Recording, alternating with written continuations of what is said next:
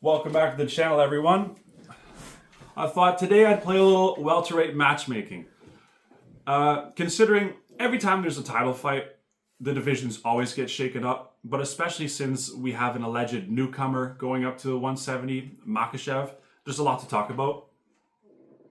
But yeah, before that, I just want to say I'm happy because generally, whenever a fighter has a bad performance or loses in a devastating fashion, the community just dogs on him and they just trash him.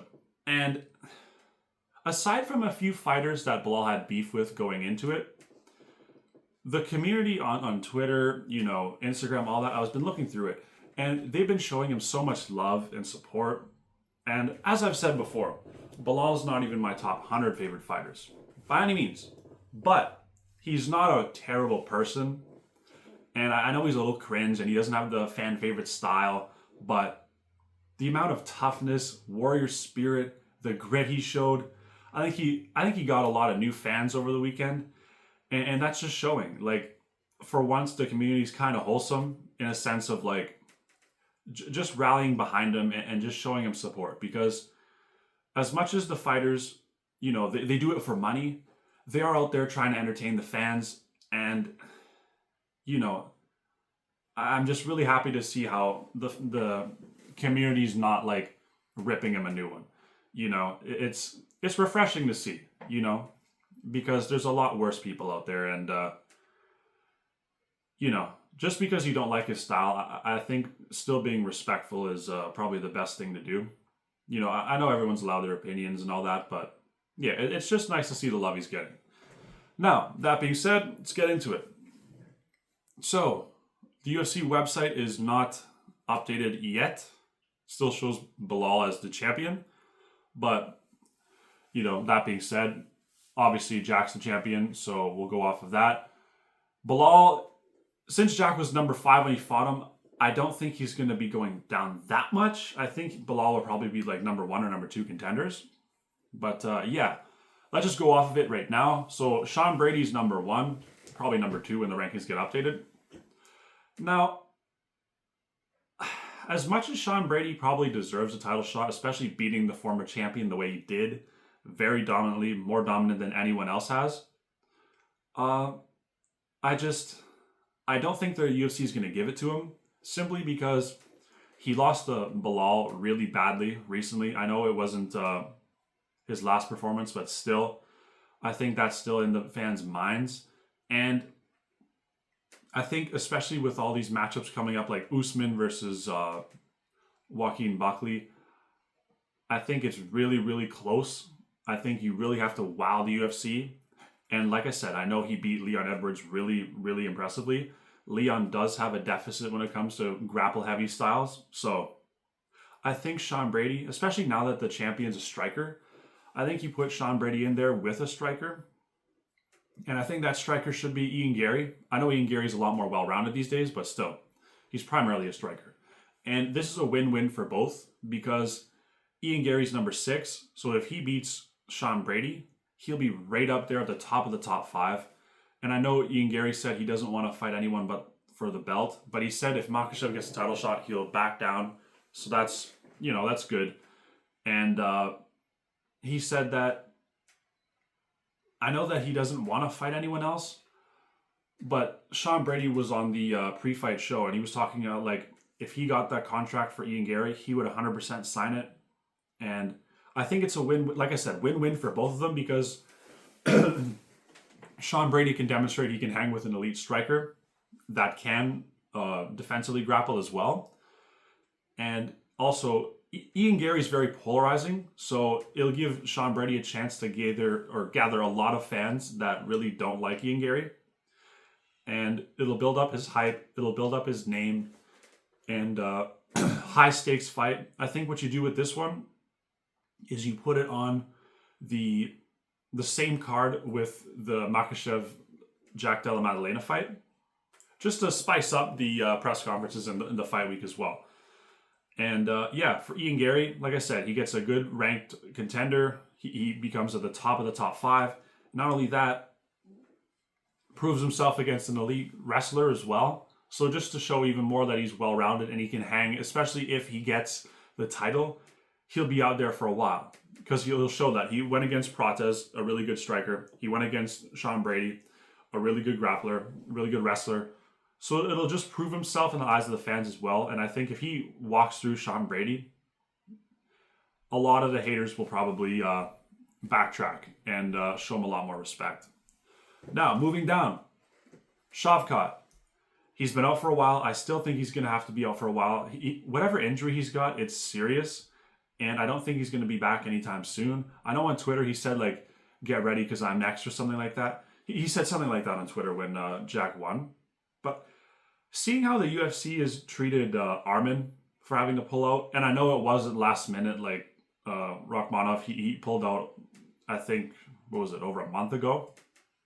But that being said, his last win is Ian Gary, and when he comes back, it'll be over a year since he's fought. And I just don't think the UFC should really push him into a title shot right away. I think if anything, Bilal might be a good matchup for him, especially if Bilal wants to stay in the top 5, because Bilal took serious damage and he's going to have to take some time off. And I feel like their schedules are probably going to line up by the time Bilal's all healed up and Shavkat's ready to start a training camp. I think they'll probably match up quite well. And it'll give Shavkat, if Shavkat wins, he beat the former champion, which would be amazing for him. That'll put him right back into the title shot. And for Bilal, if he beats Shavkat, you know, he, as much as Ian Gary humanized Shavkat, it'll still be, you know, a huge win for Bilal. Prove that he's still there. He still can hang with the young contenders, even though he got beat by Jack, who's young. But yeah, it'll do good for Bilal. And yeah, that'd be an amazing fight. I think you do that probably at the end of the year. Q3 or Q4. Probably Q4, just considering. And now, moving down, we got Leon Edwards. What to do with Leon Edwards? I think with Leon Edwards, what you do is you do the winner of Gilbert Burns versus Michael Morales. I think chances are Michael Morales is going to win. I think you do that. Because if he beats Gilbert Burns is always like highly regarded in the welterweight division. And then it'll give Leon Edwards a chance to, I don't know, maybe patch up some of his holes, get his mind right. Because I remember before the fight with Leon Edwards and Sean Brady, I think he was talking about like leaving or retiring or not being around for a lot longer. But he tweeted like, I'm still him. And I think it probably, these 2 losses in a row lit a fire under him. So I think he's going to have a lot to prove. And he's going to want to get back out there and show us what. And I think Michael Morales would be a really good matchup for him. And yeah, do that depending on how much damage the Burns and Morales fight happens and whether they can turn around quickly. But Leon Edwards isn't really active, so it'll probably line up with his schedule as well. And yeah, going down, we got Usman. Obviously, Usman's going against Buckley. That'll be an amazing fight. I think, especially now that Bilal's gone, and I think they still love Usman. I think if Usman wins, they might give him the title shot. But if Joaquin Buckley wins, I think he's definitely going to get a title shot. Because you can't deny him. He's on such a tear right now. He beat Wonderboy. He beat Colby. And then if he beats Usman by like finish, I mean, hey, straight to the title shot. So that's a no-brainer. And yeah, then going down, we have Colby Covington. Now, Colby Covington, I think what you can do with him, and I know this is lower down in the rankings, but you got to consider that Colby Covington's coming off a bad loss. I know it wasn't a full training camp, but still, I don't think that would have went either way or any way different. I think, and I'm still a huge fan of Carlos Prates. I think he still has so much to offer the UFC. I think what you do is you do him versus Prates, because that'll be a really good build-up. Like Colby Covington's this, with his persona, I think Carlos Prates is like the complete opposite. It'll start for a huge build-up, especially like Colby in the Brazil arc. You know, you can still get some hype out of Colby Covington. Maybe not fight-wise, but you'll make a lot of noise, and I think it'll garnish a lot of interest. And yeah, if Colby beats Prates, it'll put him back on track, which I don't think will happen. I think Carlos Prates is going to win that one. And if he does, it'll Colby Covington's number 9, so it'll boost Carlos Prates up a lot. And just get him right back on track. I think that's exactly what you should do. like I said, the UFC is still high on Carlos Prates. They love talking about him. He's down to fight. And I don't think Colby Covington's very active either. I don't know if Carlos has an injury or not. If he does, Colby Covington, I think he has so much going on outside of the fight game. It'll probably line up. Hopefully it'll line up because that'll be a really good fight. All right, then we got Jeff Neal, and yeah, I think for Jeff Neal, I think what you can do with him, I think if you want to do, I think you could do Michael Page versus Jeff Neal. I think that would be a really good fight. I think MVP, he goes in there with another striker, but Jeff Neal's not like the type of striker where he'll let off the gas. I think that'll go a really good fight, and I think it'll give Jeff Neal, if he beats Michael Venom Page, like the fans love Michael Venom Page. He's really a really exciting style. I wish he probably got a little more finishes, and I think this will be a primarily striking fight. And I think if MVP can get through him, then boom, he's in the top 10. You know what I mean? So I think that would be a really good fight. I think, I think that'd be a good way for MVP to settle into the welterweight division, because I think he said he still has a lot to prove in the welterweight division. Because I know he bounced from division to division, but I think if he wants to make a serious run, he can do that. And if Jeff Neal wins, like I said, MVP, he's a big fan favorite. He'll take a lot of hype. It'll be similar to the one where it's like DeRitter taking on Bo Nickel. You know, I know it's lower in the rankings, but you know, you beat him, your stock goes like a lot up. And it'll be just good for Jeff Neal's career. And aside from that, there is still Stephen Thompson, Wonder Boy. I'll be honest, I think, especially seeing how like so many grapplers and how the divisions moved on, I'd like to see Stephen Thompson retire.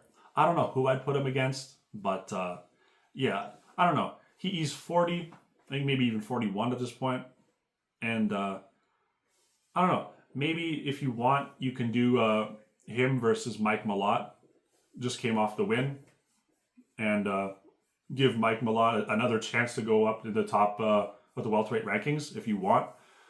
I think Stephen Thompson would probably be open for that. But if that doesn't happen, I'd like to see Stephen Thompson retire. You know, especially like I said earlier on in my videos, it's one thing to be older when you're a grappler, but it's another thing to be older when you're a striker, because your reaction time goes down, you're getting hit a lot more, and it's a lot more dangerous, you know. And you don't recover as well as a 40-year-old as you do in like a 30 or a 20-year-old, obviously, but still.